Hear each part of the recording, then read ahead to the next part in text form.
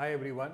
So you've given an AUM and you have seen your performance and you are wondering why. Why do I not get the score that I want or the score that I deserve? In this crisp video, we try to explain how do you analyze a mock, because for all the effort that you have put in the last few weeks or few months or the last couple of years preparing for CAT, this analysis is what will ensure all the efforts, all of your endeavor to achieve that dream of CAT score, to achieve that dream of getting into a top B school in India. This analysis is the key to ensure you will achieve that dream. So let's get started. So the first thing is, how do you analyze a mock? The most common mistake that people make is once they finish a mock CAT, they simply look at whatever is there on the screen. That is not the correct way to analyze, because what you are analyzing is not the realistic scenario. Instead, when you just look at whatever you did on the actual test, you are analyzing what might not be the real scenario. So the first thing to do always, if you want to analyze a mock CAT, we are in July right now. Your CAT is going to be in November. You want to reach a very stable state of preparation, which should therefore reflect in a good score on all the mock CATs that you take somewhere around September, end of September. For that, all of these mock CATs that you give in June, July, August, September, all of these will require a much greater effort, which is why the first rule of analysis at Endeavour is do not analyze only what you see on the screen. To analyze a mock, to get a more clear, a more reliable idea of what are your strengths and weaknesses, solve the entire paper. This means when you solve the entire paper, you get a very good idea of your strengths and weaknesses. You are not misguided by those questions which were traps. They were not your weakness questions. They were actually a strength question. It was just the stress of the test that made you commit an error. We specifically don't want you to develop these false negatives, those unnecessary reasons to get demotivated. So first thing, it gives you a very good idea of your strengths and weaknesses. Second, it very clearly helps you assess your question selection strategy, which is equally important for all the mocks that you will give from here on. And yes, this is what it means, that for a 3-hour mock, when you solve the entire test again, you might take another 4 to 5 hours. I know it's a very difficult task to start with, but then if you are targeting a 99 plus percentile on the actual CAT, this is not so great an effort. You talk to people who have scored a 99 plus percentile on the CAT in the preceding years, you'll get the same feedback, that it is not the last 1 month where they spend 6 hours, 7 hours, 8 hours analyzing. It is this middle phase where they practice and they analyze and they make a better chart of what are they good with, what are they not good with, how do they improve. In fact, this last part, how do you improve, is what makes this middle phase so critical. If you started spending 7 or 8 hours on analysis of a test long due in November, even if you identify some areas of improvement, you might not have enough time to improve on those areas. Hence, you do it in June, July, August, September. So you are done with your mock and you want to find out where to start. Go to your iEndeavour portal, log into your account. It will show something like this. Pick the test, click on view report. That view report will help you see the graphics and analytics that you need to tabulate your performance. What do I mean by tabulating your performance? When I say tabulating the performance, that means in an Excel sheet, your performance should look something like this. It might not be all of the details. I'll show you how the Excel sheets look later, but the parameters on which you analyze, all of this you'll be able to see on this page. So now when you are solving each question again, what should you specifically look at while solving the questions? First, how much time do you take to solve the question? Why is it so important? It is by far the most reliable indicator for you, the test taker, to identify whether a particular question is easy, fair, moderate, or difficult. Which of these four categories does the question fall in? First thing. Second thing, you look at how difficult is that question for you. You don't worry about the categorization given by us.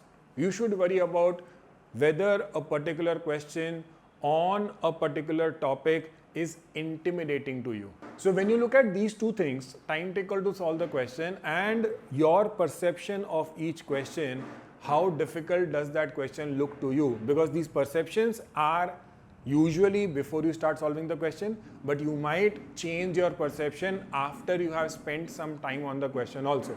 So combining these two, let's give you a simple chart to understand how to categorize questions when we analyze your verbal ability section and the data interpretation section. So for the quantitative ability section, any question which you can answer in less than 1 minute should be an easy question.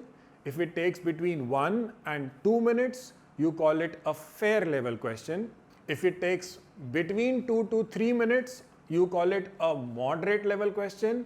If it takes you more than 3 minutes, you call it a difficult question. When you are solving questions without a particular time limit, your accuracy on those questions, you are solving a question for the sake of analysis. You've given the question 3 minutes or 4 minutes, yet you answered it incorrectly. That correct or incorrect does not influence this classification right now. It will definitely affect your analysis in the next slide, but not here. So what will your analysis look like? It will look like this. This is what your Excel sheet will look like. All of these categorizations are according to your perceptions. You solved a question in less than 1 minute. That is why you call it easy. You did not check immediately whether your answer was correct or incorrect. All of that correct, incorrect thing has to happen once you are done with that section. So let's say you take 90 minutes, you solve the entire quantitative ability section, and this is what you get. And now you can see that, let's say in algebra, you have 1 correct, 0 incorrect. In the easy sections, you have a similar performance in the fair section, but by the time you reach the difficult section, your performance goes down. You have only 1 incorrect answer. Now, when I'm doing this analysis, remember, because you're solving the entire paper all over again, there is no scope of leaving a question unattempted. I know that you will do it eventually on the actual CAT, but right now, whatever amount of time you want to give to the question, eventually you should mark an answer. Correct or incorrect is for later. So you have solved all 34 questions. This is what your performance in the untimed format. This is what you did in the solving part. So you compare this with your actual test performance, and you should have a good laugh looking at how much does that stress factor work. What is the difference between things that you should have done and the things you did? The score that you should have got and the score that you actually got. To give you more details on what do you do when you compare your solving, post-test solving with your on-the-test performance, these are the parameters. You look at the questions that you answered incorrectly on the test, not in your actual analysis. And you try to identify why did you answer them incorrectly. Possibility 1, you made silly mistakes. Possibility 2, you actually had problems with concepts or methods. You need that differentiation, because if you made silly mistakes, it only tells you that you get stressed too easily, and that's a very individual thing. But if there were conceptual problems, ideally on the actual mock, you should not have attempted those questions. But maybe it is not your fault. You have solved those questions in the past. You have solved so many of those questions in the past that you don't even remember whether that question type or that concept is a strength or a weakness, which is why when you see it on the mock, you get enticed by that question. This simply means for that particular question or for that particular method, you get into more practice, you get into more focused practice, you try to resolve whatever your reference material is. Similarly, you now look at questions which while solving you attempted them, but on the actual mock you left these questions unattempted. Now these questions might have been left unattempted for two different reasons. First reason, these questions were too tough, which means you gave it a shot and then you left that question unattempted. Second possibility, that question went unattempted because you simply missed it. You did not get enough time to even look at that question. How does this affect your strategy going ahead? If the question was too tough, which means you attempted it and then you had to leave it midway, it is again a point of going back and improving your concepts.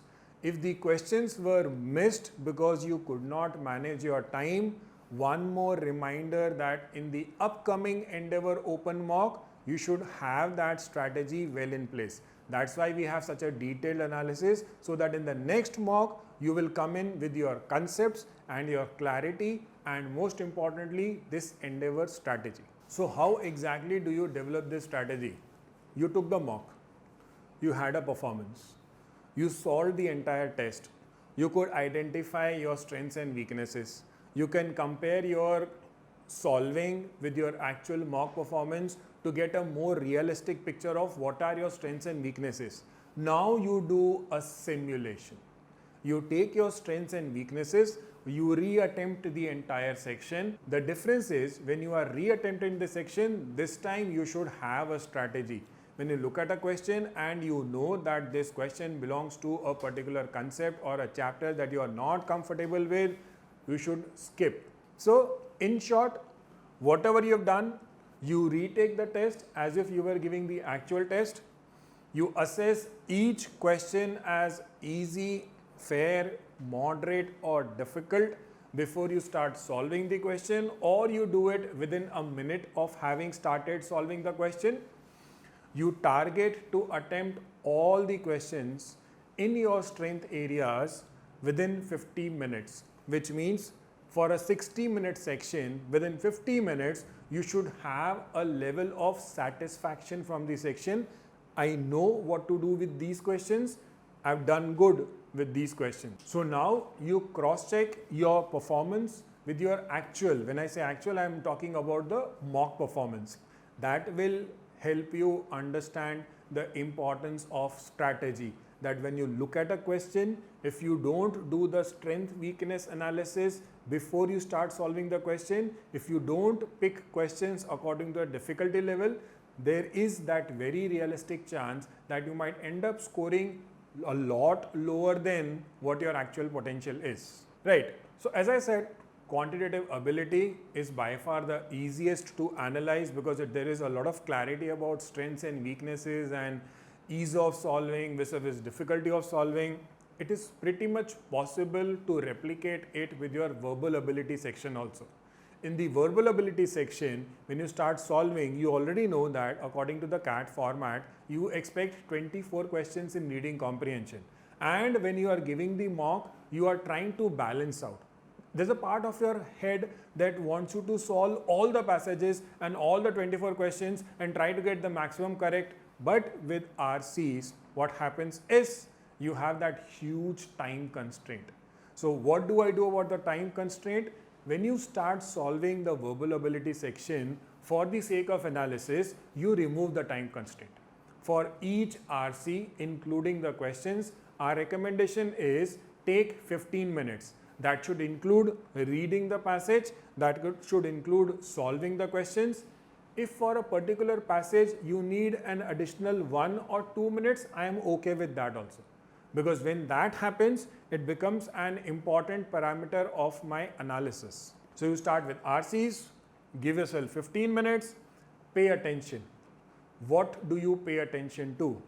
First thing, does the topic of the passage seriously hamper your concentration or your comprehension?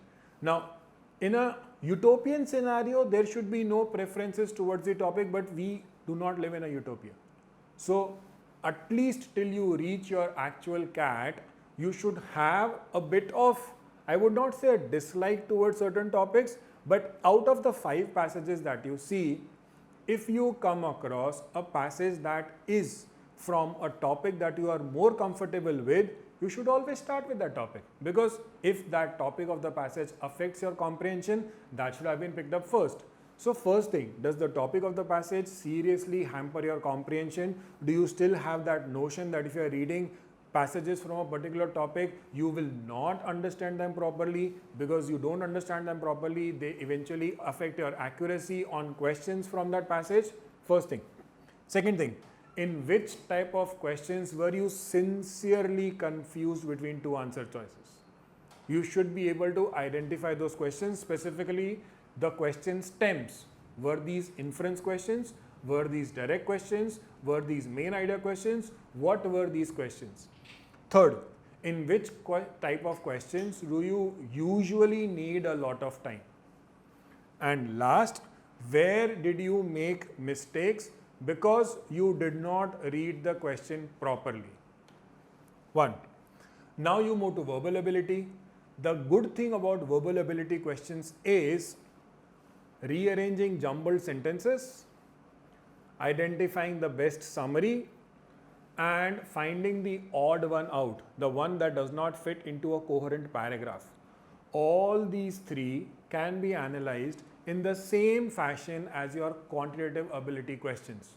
You look at the question, it has a topic, you either find it easy or you find it fair or moderate or difficult. In RCs, what was not possible, trying to allocate time for each question, because there is obviously a static time of reading the passage.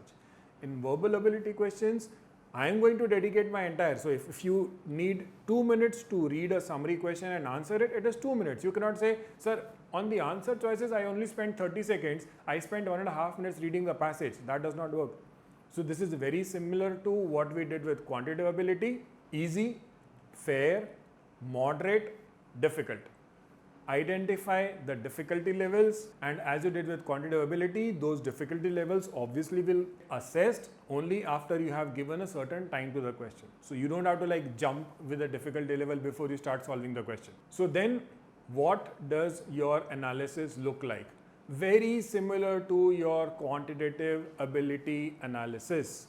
You have passage wise correct, incorrect, easy, fair, moderate, difficult, and then you have topic wise correct, incorrect for your verbal ability section. So after giving 90 to 120 minutes to solving, this is what it will look like, and now you compare this performance with your actual performance. The third part, and by far the most complicated section according to actual CAT in the last 2-3 years, is our data interpretation. Now, when you solve data interpretation, there is a very good chance that when you were attempting the section on the actual test, you were a bit intimidated. Intimidated because no matter how much practice you've done with data interpretation, when it comes to a testing format, there is a very good chance you fail to identify which sets to do earlier and which ones later. Also because in data interpretation, a lot of you have that fear, what if you start solving a set and then later on, after giving it 2, 3 or 4 minutes, you realize that you are unable to understand the logic of the set. So when you do it after the mock, our recommendation is you take data interpretation sets and analyze them the same way you analyzed your reading comprehension passages, which means for each set you should give 10 to 20 minutes depending on the type of the set. When I say type of the set, maybe you've solved enough data interpretation and you like tables, maybe you don't like tables, maybe you like caselets, maybe you don't like caselets. Whatever it is, you should be able to give sufficient time to the set. When I say sufficient time, it means when you read the set, you give it enough time to understand, and then you give enough time to each of the questions to solve. A very important input on data interpretation analysis is please make sure that you solve all of those questions that you skipped during the test. it is very common to see that in a data interpretation set of 5 questions, you attempted, let's say, 3 questions, one of them was incorrect, and you did not attempt the remaining 2. Now, there is something called DI logic. There is a logic on the basis of which that set has been created. So when we take those data interpretation sets and present them to you, our expectation as test creators is that you will understand the overall logic, because once you understand the logic, it becomes easy to answer all of those questions.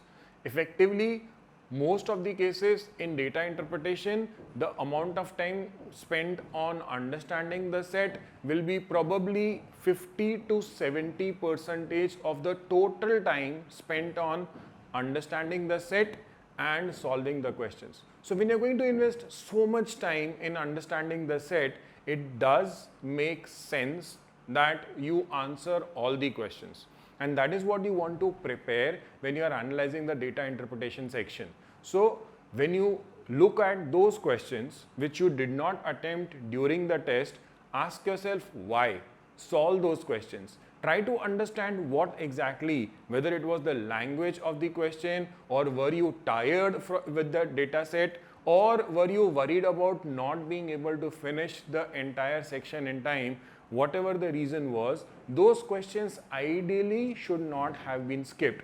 Your reasons 1, 2, 3 will tell you how do you improve your ability to solve all the questions related to a particular data set. Like you did with RCs, in data interpretation also, your analysis of difficulty level is at 2 levels. One, how difficult is the overall set to understand, and 2, after understanding the set, after giving enough time to understand the logic behind it, how difficult do you find individual questions? So you'll have to look at both. So your analysis will look like this. To be more specific, because I just said that data interpretation should focus on trying to get all the questions correct in a particular set, your set-wise analysis will look something like this. So now, when you combine all that you have solved on the actual test and after the test, you have a much better idea of your strengths and weaknesses. Here comes the last level of diligence. The last level of diligence is taking the entire test again.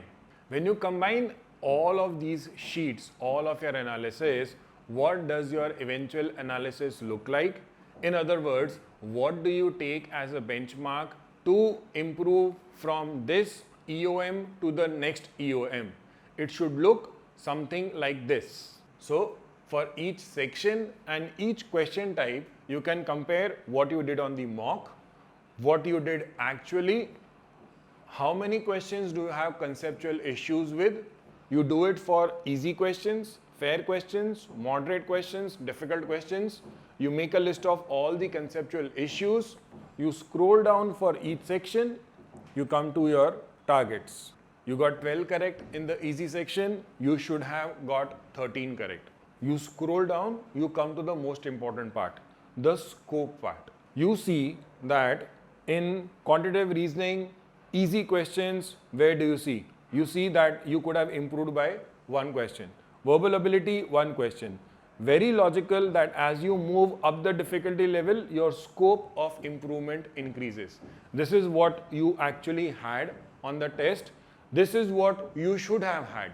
This would define more or less your ideal level, what you can reach in terms of your potential on the actual CAT whenever it happens. A diligent person will have such a sheet for every test. You can scroll down and you can make a list of all of your areas of improvement which you want to improve between this EOM and the next EOM. I am not surprised when people tell me, oh my God, there is so much to do.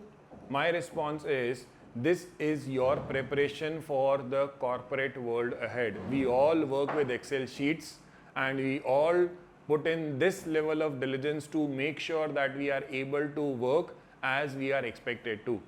Everybody here who wants to target a 95 or a 99 or a 99.99 will not be intimidated by this level of work, because this is not something that takes a lot of time.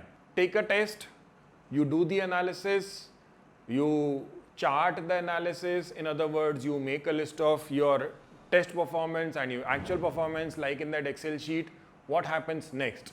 This is what I expect to happen next. Over a period of time, as you can see, your time for analysis will go down. You start with somewhere around 7 to 8 hours of analysis. By the time you reach your EOM 25, which will be right before your CAT, we expect CAT to happen either on the last Sunday of November or first week of December like every year. So by the time you reach that point, EOM 25, which will be right before your CAT, your analysis time would have reduced from around 8 hours in the initial tests to somewhere around 3.5 hours for the later tests. One. On the other hand, you should see a very clear improvement in your performance also. These are what? These are basically score levels. The score that you have vis-a-vis what you should be able to score or what your actual potential is. As your score goes up, your analysis goes down, not because the score goes up, rather because you have invested a lot into analysis earlier. This investment is what leads to that higher score. It is not the other way around, that just because you started scoring high, your analysis time will go down. The first guideline where we started the analysis today, your complete analysis of strengths and weaknesses should be realistic, not mock based. This is way too early to look at a mock and judge your level or try to predict what will you score on the actual CAT. It's a mix of a lot of things.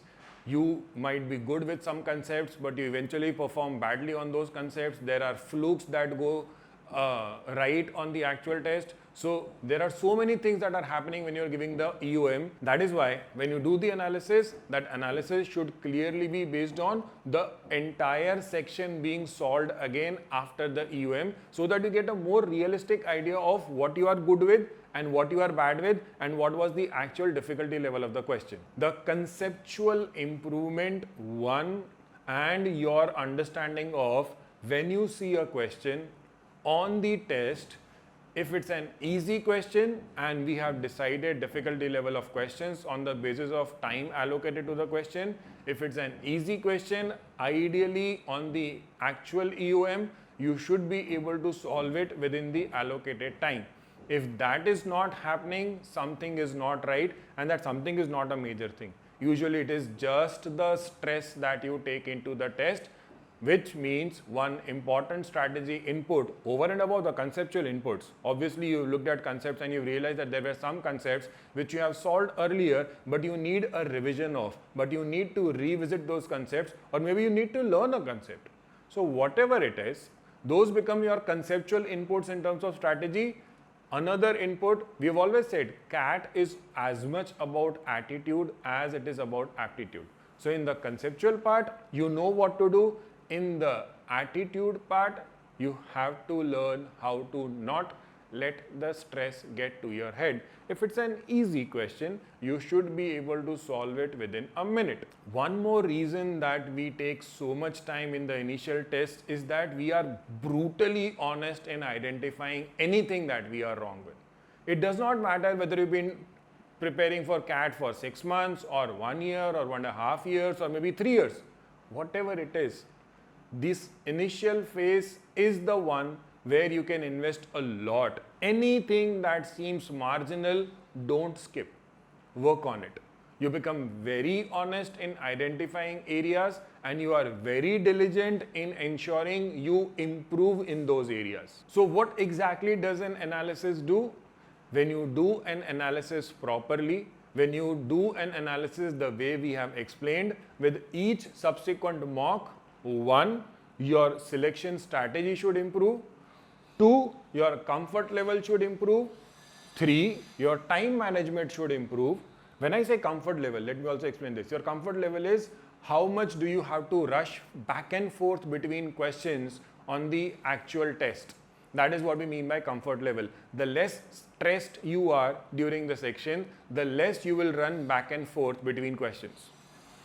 your post-test analysis time obviously decreases because you are gradually improving in terms of number of concepts that you know. You are gradually improving in your time management. You are therefore definitely going to improve in your accuracy and question selection strategy.